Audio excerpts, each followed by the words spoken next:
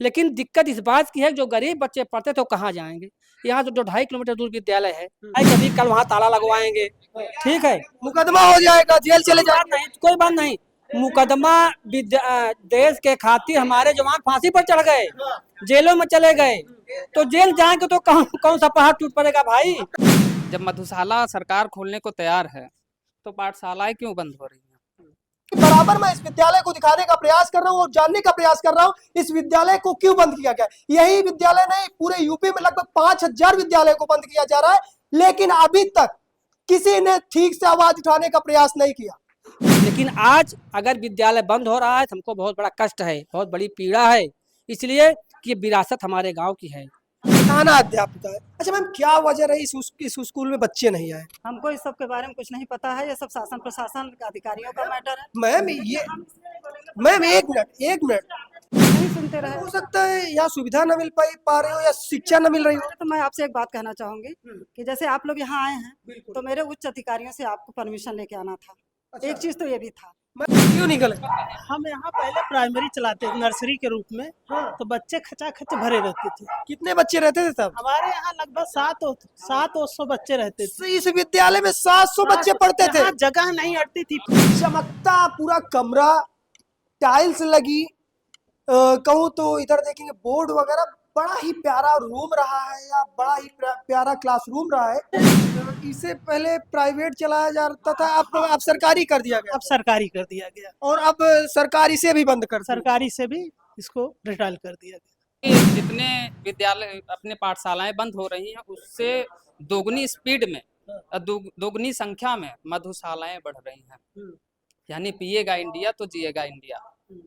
तो कहने का मतलब यह कि जब यह विद्यालय विलय हो गया है तो इससे पूरे गांव में एक शोक की लहर फैल गई है कि बच्चे कहाँ जाएंगे।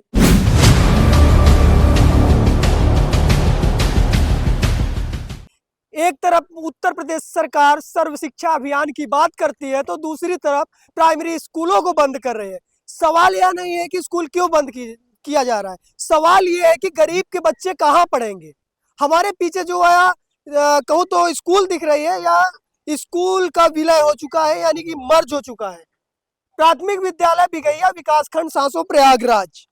सोचिए उन गरीब के बच्चे कहाँ पढ़ने जाएंगे जो मजदूरी करके रोजी रोटी अपने पूरी करते हैं, अपने घर के व्यवस्था को पूरी करते हैं। या फिर कहा जाए जो यह स्कूल मर्ज की गई है वो लगभग इस स्कूल की और उस स्कूल की दूरी अमूमन 2 किलोमीटर से 2.5 किलोमीटर दूर है। सवाल यह है कि आखिर इन गरीब लोगों के बच्चे कहाँ पढ़ेंगे। आइए कुछ लोगों ने इस स्कूल का घेराव किया है और लोगों का कहना है कि हमारे बच्चे किस स्कूल में पढ़ने जाएं। सोचिए आखिर सरकार की क्या मंशा है, आइए हम लोगों से जानने का प्रयास करेंगे। देखिए स्कूल बढ़िया चमकती हुई, यहाँ पर विद्यालय प्रबंध समिति का पूरा नंबर लिखा गया है, क्लासेस है जो कि पूरी तरह से नीचे टाइल्स लगी है, दीवालों में टाइल्स लगी है, बढ़िया विद्यालय लग रहा है। यानी कि समझ लीजिए ऐसा लग रहा है इसमें गजब की पढ़ाई होती थी। और आप ये सामने का बोर्ड जो ब्लैक बोर्ड देख रहे हैं उसको देखकर आपको लग रहा होगा कि पढ़ाई होती थी और अच्छी खासी पढ़ाई होती थी, मैं मान रहा हूँ। यहाँ पर लोग हैं, ग्रामीण है, वही ग्रामीण है जिनके बच्चे यहाँ पढ़ने आते थे। आखिर सरकार की क्या राय है और इन ग्रामीणों का क्या राय है, सरकार क्या करना चाहती है, ये हम जानने का प्रयास करते हैं डायरेक्ट इन अभिभावकों से। क्या नाम हुआ सर आपका? सर मेरा नाम उमाकांत यादव है, पूर्व अध्यक्ष प्राथमिक विद्यालय बिगहिया, और 2008 में यह विद्यालय बनवाया गया माननीय रामकिशोर यादव जी द्वारा, जो इसमें पूर्व प्रधान है। तब से आज तक विद्यालय बहुत बढ़िया चल रहा था और गांव में एक हंसी खुशी की लहर थी कि छोटे छोटे बच्चे यहाँ आते हैं। यह विद्यालय हमारे गांव की धरोहर है और हमारे गांव के जो बच्चे हैं उनका भविष्य इस विद्यालय में निहित है, क्योंकि जो बच्चों का जो प्राथमिक विद्यालय में जो पढ़ाई होती है वही उनकी नींव होती है, वही जड़ होती है, वही उसी उनकी पढ़ाई यहाँ की जाती है। तो ये सब बहुत अच्छा चल रहा था। अब बच्चे पढ़ भी रहे थे, एक समय था यहाँ 100 कुछ बच्चे पढ़ते थे, बहुत अच्छा चल रहा था। तो कहने का मतलब यह कि जब यह विद्यालय विलय हो गया है तो इससे पूरे गांव में एक शोक की लहर फैल गई है कि बच्चे कहाँ जाएंगे। हमारे गांव के गरीब के लोग बच्चे भी पढ़ते थे, अमीर तो यहाँ पढ़ाएगा नहीं, वो तो कन्वेंट विद्यालय में भेजेगा। लेकिन दिक्कत इस बात की है जो गरीब बच्चे पढ़ते तो कहाँ जाएंगे, यहाँ तो 2-2.5 किलोमीटर दूर विद्यालय है। दिक्कत होगी, रास्ते में तमाम परेशानियां हैं, जानवर, जंगली जानवर हैं, जंगली ये जो कुत्ते हैं, जंगली और तमाम दिक्कतें हैं, ट्रैफिक भी है, तमाम दिक्कतें हैं। तो इसलिए हम ये चाहते हैं कि हमारा जो विद्यालय है वो विलय ना हो, हमारा विद्यालय चले। यही नहीं, इसके बाद अगर सुनवाई नहीं की गई तो वहाँ टीचरों को अंदर नहीं जाने देंगे हम लोग, वहाँ गेट पर खड़े होकर कल ताला बंद करवा के अपने टीचर को यहाँ बुलवाएंगे हम। यानी कि कहा जाए इस विद्यालय में सरकार ने ताला लगाया और दूसरी विद्यालय में ग्रामीण और अभिभावक ताला लगाएंगे, हम लोग लगाएंगे। इसलिए कि सरकार की मनमानी को चलने नहीं देंगे हम लोग। ठीक है, सरकार आपकी है, आप नेता हैं, आरटी पार्टी अलग की बात है, लेकिन जहाँ जनता के हित की बात है वहाँ हम सब लोग मिल के सरकार का सामना करेंगे और वहाँ ताला कल लगाएंगे और अपने विद्यालय के टीचरों को हम लोग यहाँ बुलवाएंगे। ठीक है, बच्चे कम थे तो आप स्टाफ कम कर देते, और तमाम तरीके हैं, गांव में आप मीटिंग करवाते, प्रभात फेरी निकलवाते, और तमाम तरीके हैं सर बच्चों बढ़ाने के लिए। क्योंकि हम इस विद्यालय के कर्णधार हैं, सक्रिय पुंज हैं, हम विद्यालय को किस ढंग से चलाएं उसको हम जानते हैं। हम स्वयं जब मैं अध्यक्ष था यहाँ का तो पूरे गांव टहर टहर के प्रभात फेरी के द्वारा बच्चों को यहाँ हमने बढ़वाया, संख्या बढ़वाई, 3 रसोइयों का चयन करवाया, स्टाफ बढ़े। लेकिन आज अगर विद्यालय बंद हो रहा है तो हमको बहुत बड़ा कष्ट है, बहुत बड़ी पीड़ा है, इसलिए कि विरासत हमारे गांव की है। आपसे बताएं कि इसमें हमारे गांव के बच्चों का भविष्य छिपा हुआ है। यहाँ से पढ़ के बच्चे पता नहीं किस किस पोस्ट पे होते, लेकिन जब शुरुआत में नहीं पढ़ पाएंगे तो बाद में क्या पढ़ेंगे बच्चे। इसलिए सरकार से हमारा निवेदन है और आप लोगों से भी हमारा निवेदन है, चूँकि आप लोग हर जगह पहुँचते हैं, विद्यालय प्लीज विलय होने से बचाएं, नहीं इसके बाद और भी हम लोग काफ़ी कदम उठाने को तैयार हैं। अरे सरकार विलय करने का फैसला ली है तो वो कहीं ना कहीं बच्चों को देखते हुए ली होगी, विद्यालय को देखते हुए ली होगी, और काफी चीजें हैं जो कि नियम और शर्तों को लागू करते ली। तो हमें लगता है यह जो सरकार कदम उठा रही है, क्या लगता है गलत है? हाँ, सरकार का कदम गलत है भाई। उन्होंने यह कह दिया स्टाफ में, अपने विभाग में, कि अगर 50 बच्चों जहाँ कम होंगे वहाँ विद्यालय विलय कर दिया जाएगा। यहाँ एक साल पहले से प्रधानाध्यापिका द्वारा ये सूचना मिलती थी कि विद्यालय बंद होगा, लेकिन ये होता था कि भाई ये हंसी पड़का कर रही हैं।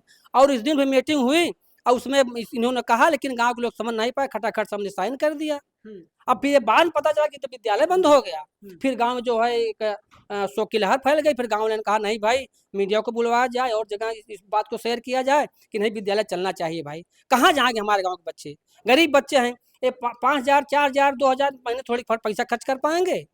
बाकी गवर्नमेंट जो फैसिलिटी मिलती थी उसके लिए हम लोग सरकार के शुक्रगुजार हैं कि सरकार ने बहुत अच्छी फैसिलिटी दिया। 1,200 रुपये एक साल में जो खाते में आता था उससे काफ़ी जीजर ड्रेस हुआ, बैग हुआ और ये जूता मोजा हुआ, सब चलता था, बहुत अच्छी बात थी। लेकिन जो हम लोग इसलिए नाखुश हैं कि जो विद्यालय को विलय कर दिया गया।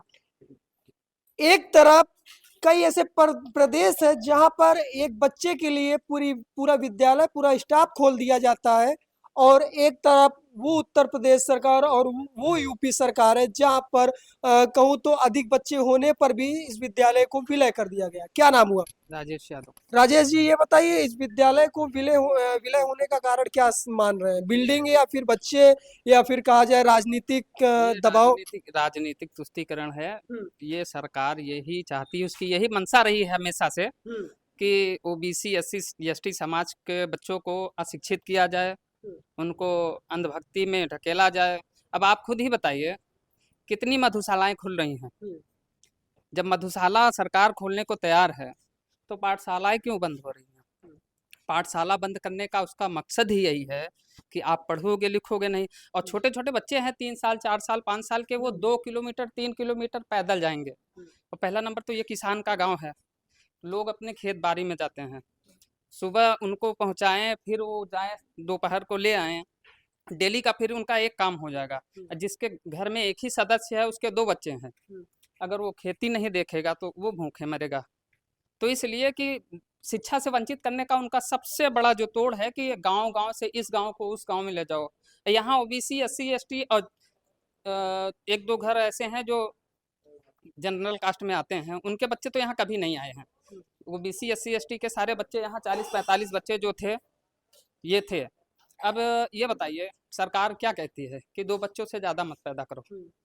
जब अगर मान लीजिए पूरे गांव में 45 बच्चे हैं यहाँ पढ़ने के लायक, और तो जो है वो दूसरे स्कूल में जाते हैं। भाई हर लोग की अपनी अपनी सोच है, अपने अपने पास जितना बजट होता है उसी हिसाब से काम करता है। अब बच्चे 2 ही पैदा करने हैं और स्कूल में 500 बच्चे देने भी हैं, तो आप ये बताइए, गोद ले आए बच्चे, गोद लेकर आना है।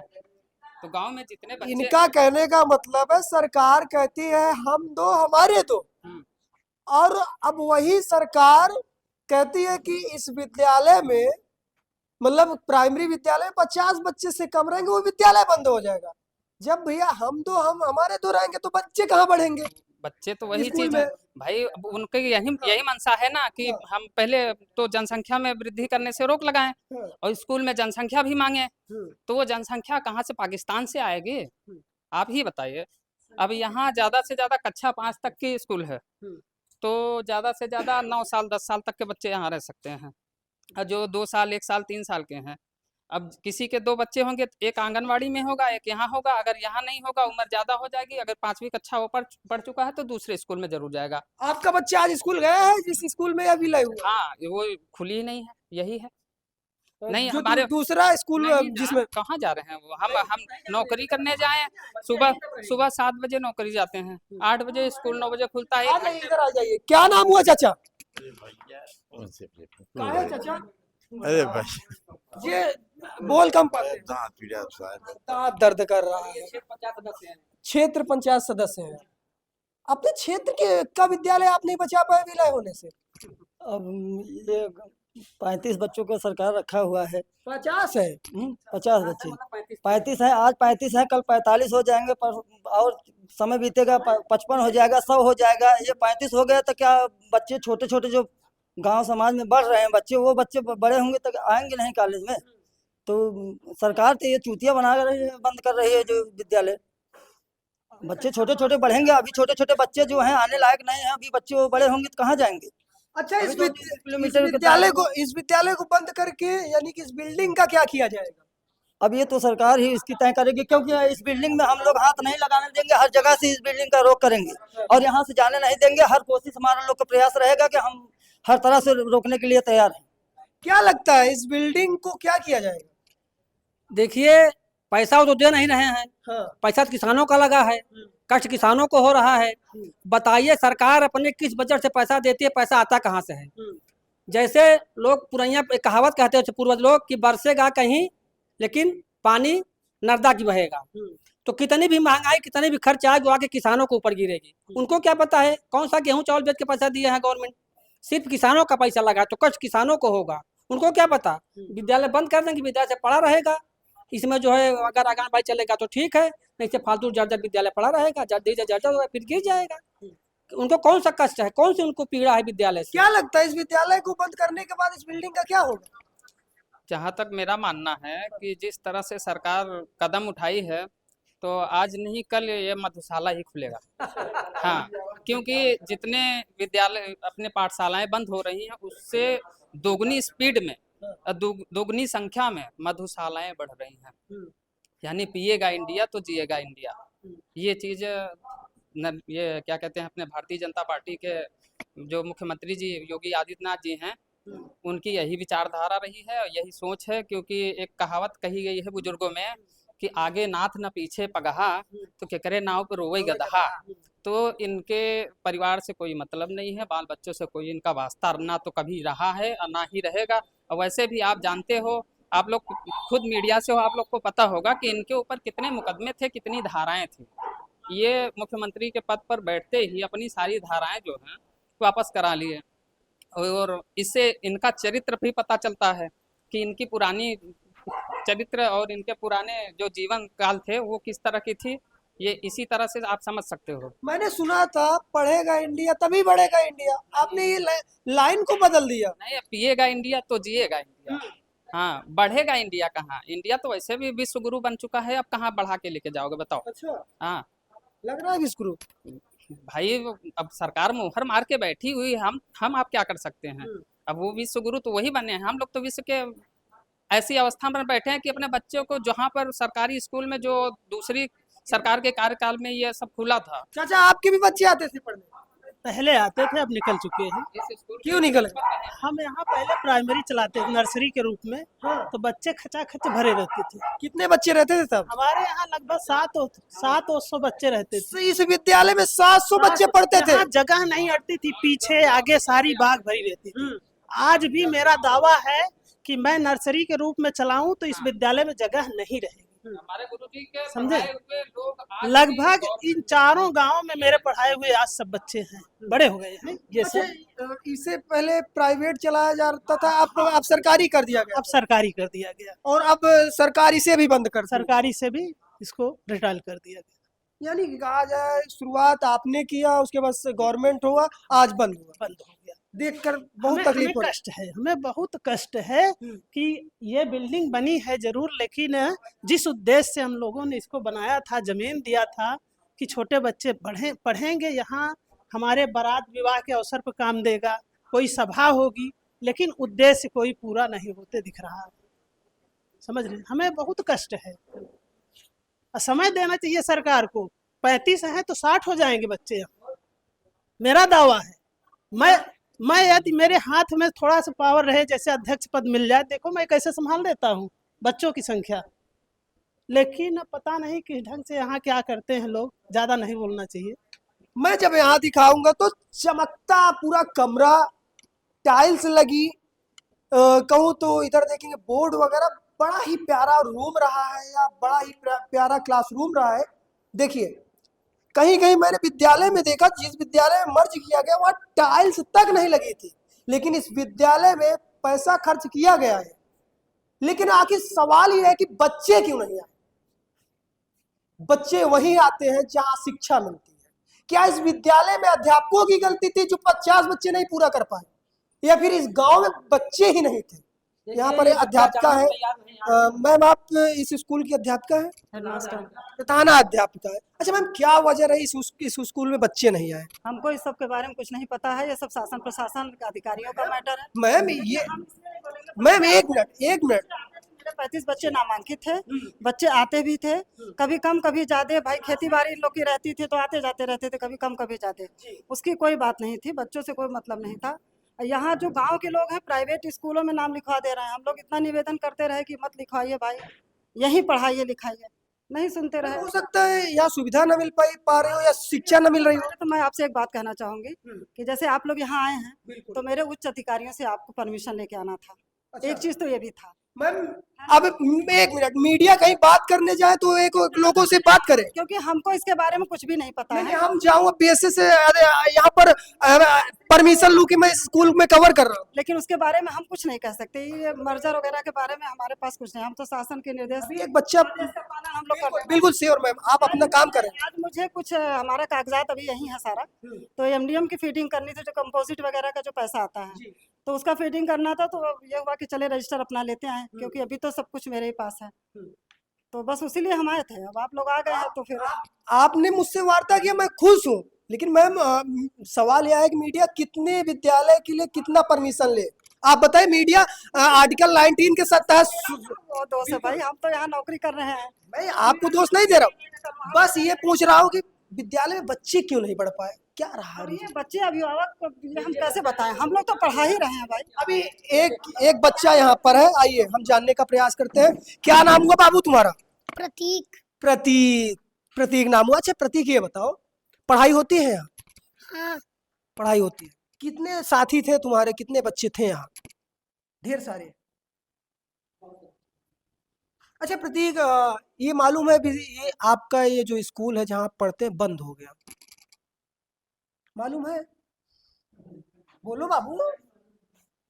ये मासूम सा बच्चा है, ऐसे मासूम बच्चे 35 बच्चे इस विद्यालय में थे, वो मासूम बच्चे अब 2 से 2.5 किलोमीटर पढ़ने जाएंगे। सवाल यह है कि आखिर सरकार की मंशा क्या है? हालांकि इस विद्यालय चकाफिट मिला, या कहूँ पूरी तरह से व्यवस्था रही, इतना टाइल्स वगैरह बढ़िया लगा है कि किसी चीज की दिक्कत नहीं है, लेकिन अब इस स्कूल का विलय हो चुका है। ये कार्यालय है, यहाँ पर प्रधानाध्यापक मैम थी, जब उनसे मैंने बात किया तो उन्होंने कहा, वो कही कि आपको उच्च अधिकारियों से परमिशन लेकर इस विद्यालय में आना चाहिए। सवाल यह है कि इतने अभिभावक हैं, सारे अभिभावक अब चले परमिशन लेने का हो भैया, जाएंगे बीएसए से परमिशन लेने इस स्कूल में? लेने के लिए जाएंगे, परमिशन थोड़ी ना लेगा कोई। हाँ। अरे आप हमारे गांव के विद्यालय है, कभी भी बच्चे भी आ सकते हैं। अच्छा, प्रधानाध्यापक मैम तो कहीं ऐसे कैसे लोग जाएंगे हम उनसे मांगने? सवाल यह नहीं है कि इस विद्यालय में बच्चे क्यों नहीं है, सवाल यह है कि इस विद्यालय को क्यों बंद किया जा रहा है। हालांकि बराबर मैं इस विद्यालय को दिखाने का प्रयास कर रहा हूं और जानने का प्रयास कर रहा हूं इस विद्यालय को क्यों बंद किया गया। यही विद्यालय नहीं, पूरे यूपी में लगभग 5000 विद्यालय को बंद किया जा रहा है, लेकिन अभी तक किसी ने ठीक से आवाज उठाने का प्रयास नहीं किया। कल को यही बच्चे जब कहूं तो पढ़ नहीं पाएंगे, ठीक से उनकी जो शुरुआत की जो शिक्षा होगी वो पूरी नहीं हो पाएगी, तो यही सरकार कहेगी तैयारी करने में आपने शुरुआत से तैयारी ठीक नहीं की। जब उनकी प्राथमिक कहूं तो पढ़ाई को ही जब छीन लिया गया, तो शुरुआत से वो कहाँ आगे जा पाएंगे। तो ये सब चीजें हैं। क्या नाम है भैया आपका? भैया हमारा तो लालचंद। लालचंद जी, विद्यालय बंद हो चुका है, मालूम है? हाँ जी मालूम तो है। बच्चे आते थे आपके? नहीं, हमारे पास बच्चे छोटे नहीं हैं, लेकिन हैं, भाई के लड़के हैं। अच्छा, भाई के लड़के आते हैं। क्या लगता है इस विद्यालय में जो 35 बच्चे थे वो किस समुदाय से या फिर कहूँ किस वर्ग के लोग थे? भाई अभी बस्ती तो यहाँ यादव बस्ती है, तो यादव के बच्चे आएंगे, कोई ब्राह्मण ठाकुर के तो आएंगे नहीं। अच्छा। और मान लीजिए और कास्ट के हैं, लेकिन उनके बच्चे आते थे। जब विद्यालय बंद हो गया तो क्या कहाँ जाएंगे? क्या लग रहा है गवर्नमेंट इस विद्यालय को क्यों बंद कर रही है? अब वो तो विद्यालय की मंशा है भाई, लेकिन हम यहाँ ये कहेंगे कि जो विद्यालय की मंशा कहाँ है? प्रधानाध्यापक में थोड़ी सोचेंगे बच्चे ना आए ना पढ़े, हमें पढ़ाना ना पड़े। वो तो सोच रही है कि बच्चे आए। भाई वो लोग तो कहते हैं कि गवर्नमेंट तनख्वाह देती है, यहाँ नहीं चाहिए, दूसरे जगह जाएंगे। क्या लगता है अब की बार आने वाले समय में 27 में जिस प्रकार सरकार काम कर रही है, फिर से आ पाएगी यूपी में? भाई वो तो अब हम नहीं बता नहीं सकते। हाँ? अरे चाचा जी, आप मतदाता नहीं है, आपका अधिकार है, आप स्वतंत्र हैं। आप सही कह रहे हैं, लेकिन ये सब कहना अभी अच्छी बात नहीं है, इसलिए कि जो लड़ाई भी हमारी चल रही है, पहले ये लड़ाई पूरी हो जाए, फिर उनसे लड़ेंगे हम लोग। लड़ाई सिस्टम और सरकार से है। हाँ सही है, हाँ। लेकिन पहले हमारा विद्यालय वापस हो, अच्छा, उसके बाद फिर सरकार से लड़ेंगे हम लोग। भाई ठीक, सही आप कह रहे हैं। अभी 2 साल बाकी है मान लीजिए सरकारी चुनाव होने में, लेकिन पहले हमारा विद्यालय वापस हो, फिर उसके बारे में हम लोग सोचेंगे कि सरकार बनेगी कि नहीं बनेगी। मर्ज हो गया तो कहाँ वापस हो पाएगा? नहीं होगा, हम लोग लड़ाई कोशिश करेंगे। कहाँ तक जाएंगे? मान लीजिए विलय हो ही गया तो बताए कि अभी कल वहाँ ताला लगवाएंगे, ठीक है, मुकदमा हो जाएगा, जेल चले जाएंगे। नहीं कोई बात नहीं, मुकदमा देश के खातिर हमारे जवान फांसी पर चढ़ गए, जेलों में चले गए, तो जेल जाएंगे तो कौन सा पहाड़ टूट पड़ेगा भाई? प्राथमिक विद्यालय में जाकर जिसमें मर्ज किया गया उसमें ताला लगाएंगे तो जाहिर सी बात है आपके पूरा मुकदमा होगा, जेल जाएंगे। हम जेल जाने को तैयार हैं, लेकिन सरकार से अब लड़ाई लड़ने में पीछे नहीं हटेंगे। इसलिए हमारे गांव बताए ना कि हमारे गांव के बच्चों का भविष्य निहित है विद्यालय में, तो हम बच्चों का भविष्य के लिए कुछ भी कर सकते हैं। भाई हमारे देश के बड़े बड़े स्वतंत्रता संग्राम सेनानी चले गए, तो नाम तो हुआ उनका। अब विद्यालय, अब दो बताइए 2 किलोमीटर बच्चे हमारे वहाँ कैसे जाएंगे भाई? ये विद्यालय खुलवाया गया, खुला, तो इसमें हम बताए ना कि गांव के बच्चों का भविष्य निहित है। कितना बड़ा हल उस, हाँ पर्सनल, यहाँ कोई सरकारी जमीन नहीं है पत्रकार महोदय, हम लोग यहाँ पर्सनल जमीन दिए हैं, पर्सनल जमीन देकर बनवाया गया है विद्यालय, इसी लालसा से कि गांव के बच्चे पढ़ेंगे, बच्चे दूर नहीं जाएंगे। तो ऐसे कैसे हम लोग विद्यालय विलय करवा देंगे? आपको मालूम होना चाहिए एक जगह प्रधानाध्यापक बच्चों को झूठा कहूँ तो रुलाकर वीडियो बनवाई थी, सस्पेंड हो गई। आज कोई बात नहीं, बहाल होगी। हाँ। आज सस्पेंड हुई है, कल बहाल होगी। ऐसे आप भी वहाँ जाएंगे, ताला लगाएंगे? ताला लगाएंगे, जेल जाएंगे, फिर सब लोग गाँव में छोड़वाएंगे हमको, फिर वापस आएंगे गाँव, फिर जाके वहाँ क्या करें? से हम लोग ठान के बैठ गए हैं कि या तो ये सरकार रहेगी या तो हम लोग रहेंगे। सरकार रहेगी तो वो जनता के लिए बनी है, जनता के हित में कार्य करेगी। अगर वो जनता के हित में कार्य नहीं करेगी तो हम ही उनको कुर्सी पे बिठाने का काम किए हैं, अब कुर्सी सहित पटकने का भी काम करेंगे। फिलहाल एक बार पुनः मैं इस विद्यालय को दिखा रहा हूँ, और अभी मैं उस विद्यालय में भी चलूंगा जहाँ पर इसका विलय हुआ है। ईशान जी इधर आइए, एक बार ये विद्यालय कोड दिखाइए, और प्राथमिक विद्यालय बिगहिया विकास खंड सांसो, जनपद प्रयागराज। ये कुछ यहाँ का ये पता है, सामने विद्यालय कोड है, पूरा बढ़िया टाइल्स वगैरह लगा है। कहूँ तो नीचे पूरा फर्श भी अच्छी है, इधर रसोई घर भी है, रसोई घर के भी इस पे बढ़िया टाइल्स वगैरह लगी है, यानी कि कहा जाए किसी प्रकार से दिक्कत नहीं था। साइड में हैंडपंप है, हैंडपंप भी पूरी तरह से कहूँ तो एक तरीके से इधर यहाँ पर दो हैंडपंप था, एक उधर है और एक इधर मोटर है, लेकिन इस विद्यालय को मर्ज किया जा रहा था। यदि आप भी आवाज बनना चाहते हैं तो विद्यालय का आवाज बनिए, उन गरीब बच्चों से शिक्षा से वंचित होने से रोकने के लिए आप आवाज उठाइए। फिलहाल अगली रिपोर्ट देखने के लिए, उस विद्यालय जहां विलय हो रहा है वहां की रिपोर्ट देखने के लिए अगली खबर पर जरूर जाए। फिलहाल आप देख रहे थे बुलंदवाज भारत, कैमरा पर्सन ईशान शर्मा के साथ प्रदीप की प्रयागराज से खास रिपोर्ट।